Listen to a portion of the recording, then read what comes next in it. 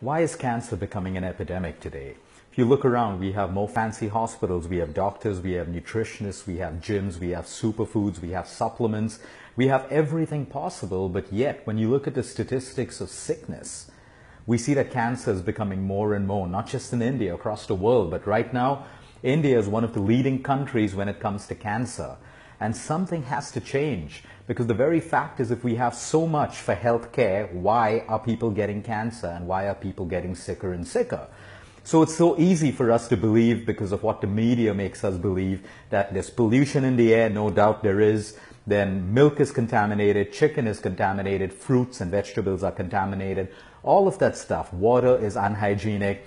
People who are fat, people who are obese, it's bad for their health, they have chances of getting diabetes. And we keep running from pillar to post, reacting to the disease.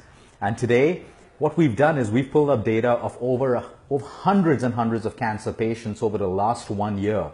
And we've looked for a commonality in the lifestyles of these people before they got cancer. It's very important that we invest in prevention today, because once we get the disease, many people heal. But what if we didn't get the disease? What if it was possible to prevent the disease? But you see, there is no research and there is no funding to fund research that goes into prevention, because there's no money to be made in prevention. There are no profits to be made in prevention at all. Like they say, there's no money in being healthy and there's no money in being dead. All the money is in being chronically ill. And if you actually look at that today, all the money is in being chronically ill. And how many times you need to see your nutritionist or your doctors or be admitted to hospitals or undergo all these new screening processes that are so good at telling you what's wrong in your body, but there's no one telling you how to overcome everything besides just treating the symptom. So when we pulled up this data, it's unbelievable, and we have data from across the world, because we don't just handle cancer patients across India. We look at people in Europe, from villages in Mexico to Russia to the United States, you name it, and we have patients from all of these places, including down under in Australia, Thailand, Vietnam, and Taiwan and Japan as well. But the beauty is, when we pulled out this data, we would think, at least I would think a couple of years ago, that we would see cancer in patients who are obese. We would see cancer in patients who have exposure to chemicals and who have poor lifestyles, who are drinking and smoking all the time, and all of that stuff. But you'll be very, very surprised at the commonalities that we have picked up when we look at the data of cancer. Today I have 5 commonalities, and it will all make sense to you when you understand it. Today we're just going to discuss the commonalities, and then we're going to break it down over the next couple of videos. Because if we can perfect ourselves at closing the gap in these commonalities, believe me, we have a chance to prevent cancer, and we have a chance to even heal cancer. Now the beauty of this is it requires lifestyle changes. Now don't get me wrong, there are cancers which are genetic in nature. There are cancers which are caused beyond our control. There are cancers in small populations where we don't know why it happened. That's a very small population. But the larger population, which is caused by lifestyle, and most doctors, because we don't diagnose beyond the symptom, so we never get into the lifestyle of people who have cancer to find out what the root cause is, what the trigger was. So then we either say, oh, it was bad luck, or it just happened, or yep, it's poor lifestyle.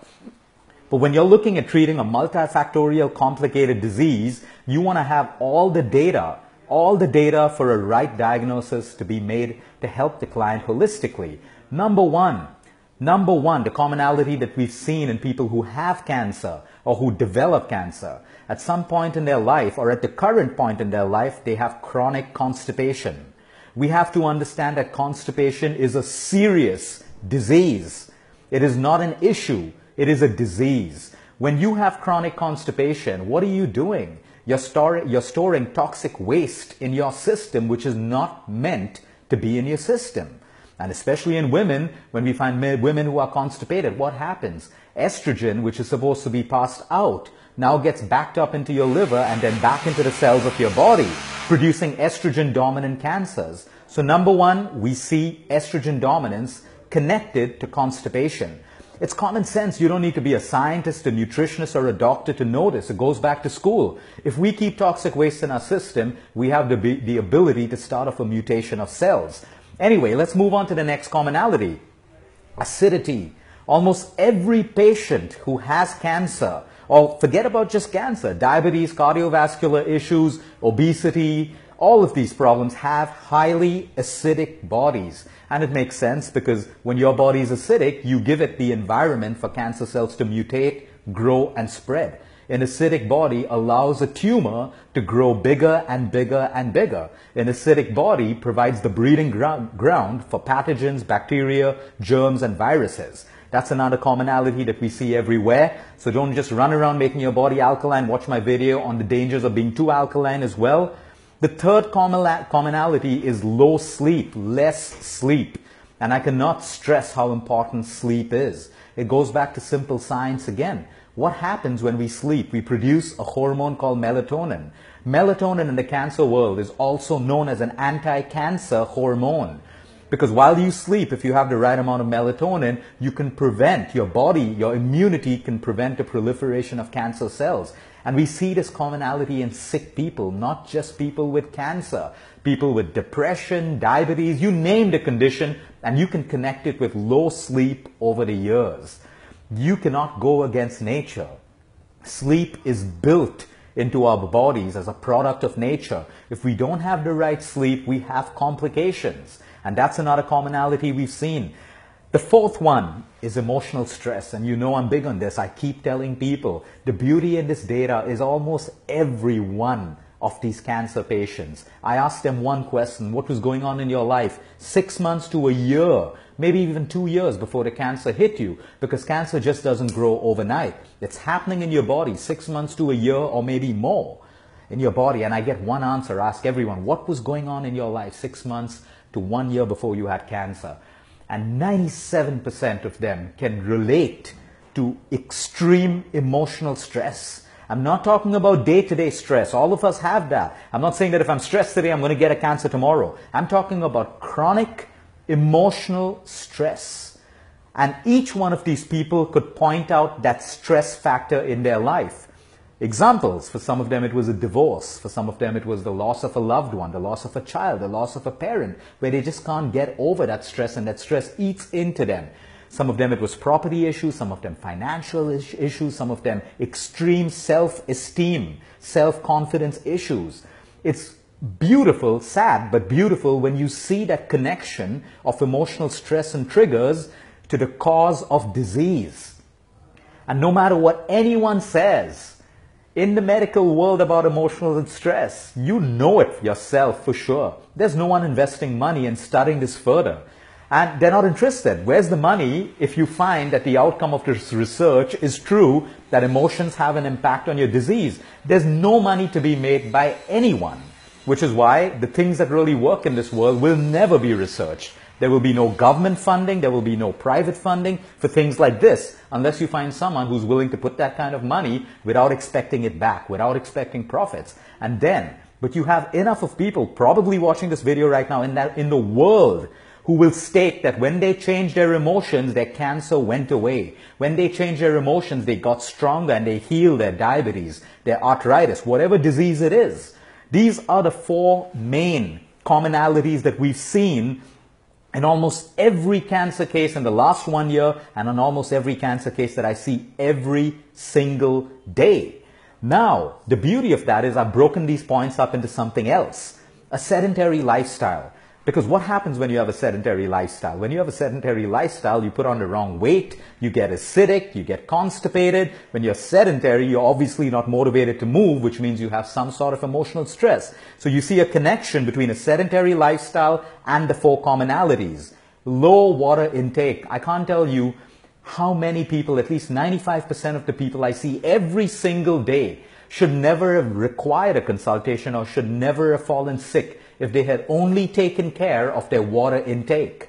There are people having 2 to 3 glasses of water for the last couple of years. Without water, you have low immunity. Without water, you have acidity. Without water, you're constipated. Without water, your brain can't think and function the right way, which means you lose control of your thoughts and emotions, and you're less powerful to handle the day-to-day stress that hits you. So again, you see the connection between low water intake and all the four commonalities. The fear and the ability for people to manifest the disease. I come across so many people who say, I don't want to get cancer. I'm so scared of getting cancer. I'm so scared of getting diabetes. I'm so scared of getting diseases. And again, in our diagnosis, we found that the very same people who have this intense fear manifest the disease. You are what you think. No matter what anyone tells you, if you think you're fat, you will be fat. You will look fat, even though people say you are not fat. If you think you're sick, you will be sick. Your thoughts become who you are. It's as simple as that. I give everyone the simple test every time. Be angry right now. Be angry. Can you be angry? No, you cannot be angry. But now, have an angry thought and you will feel anger. If I tell you to be happy right now, can you just be happy right now? No. You need a happy thought to make you happy, to make you feel happy. Every thought manifests into something in the human body. And it's true. Again, the diagnosis of so many patients, we see anger over the years. We see irritability. We see resentment. We see unforgiveness. We see jealousy. We see rigidity in thought processes. We see OCD properties at a very strong levels in all of these cases of cancer. Why? Because all of these emotions cause emotional stress. Emotional stress causes acidity, causes constipation, causes every commonality that we've discussed. So you see that connection again. The connection of food. When people start eating more raw food and less cooked food, they have the ability to boost their immunity. There's such a big connection between your nutrition and your food. But it is wrong for us today say that only obese people would get cancer. Because I have thin people, I have obese people. I have people with six packs, I have people with size 0 figures who get cancers as well. So you see, it's not just about weight. I know people who are obese and they have clean medical records. Absolutely no issues with diabetes, cholesterol, thyroid, nothing. And they are happy people. They're emotionally stable. They live life every day. They're happy. They're content.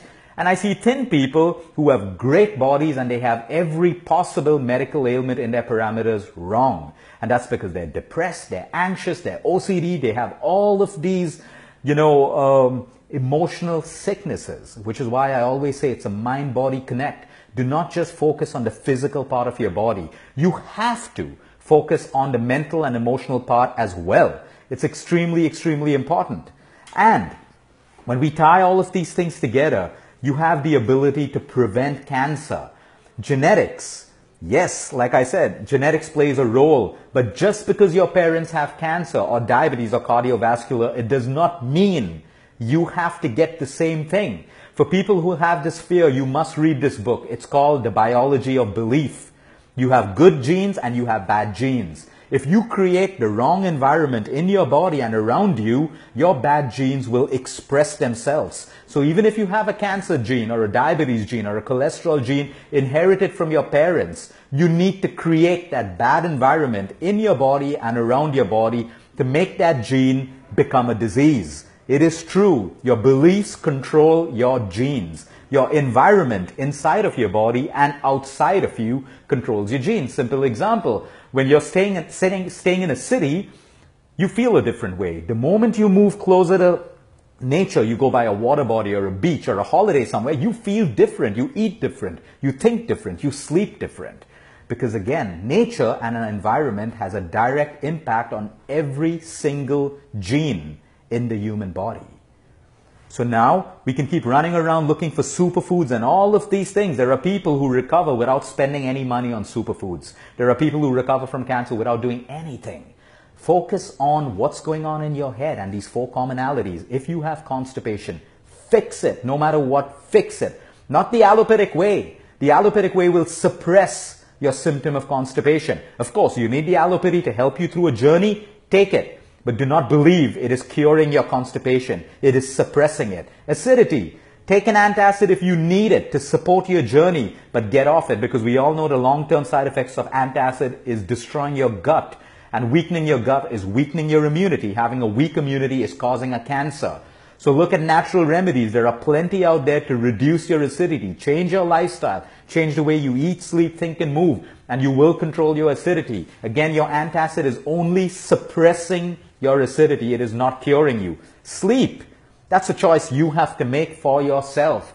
How badly do you want to prevent disease? How badly do you want to heal? That's up to you. When you know When you desire that truly, you will make those lifestyle changes to have better sleep at night. And there are natural remedies that can help you sleep better at night. And the fourth point is, of course, emotional stress.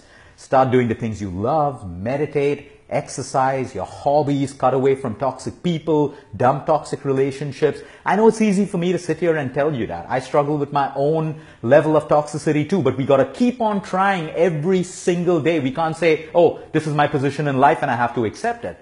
Also then, accept the consequences of your decision. If you really want something, you got to rise above and get what you really want. You got to make those lifestyle changes, because I'll tell you one thing. No one is responsible for your health but you. No one cares about your health as much as you would want to. So take accountability, take responsibility, no matter what it takes. Make those lifestyle changes, and I can promise you, many, many people will not have to suffer from cancer if they get these basics right. Because these are commonalities that we've seen in every single cancer patient. Have a good evening, everyone. If you know people who are suffering from cancer, if you want to prevent it, share this as much as you can, because there are 4 things which don't require money. They don't require money to fix. It only requires your own motivation that comes from within, the want to do it, and making these simple lifestyle changes to do it. Have a good evening, everyone. Until next time, eat smart, move more, sleep right, and breathe deep.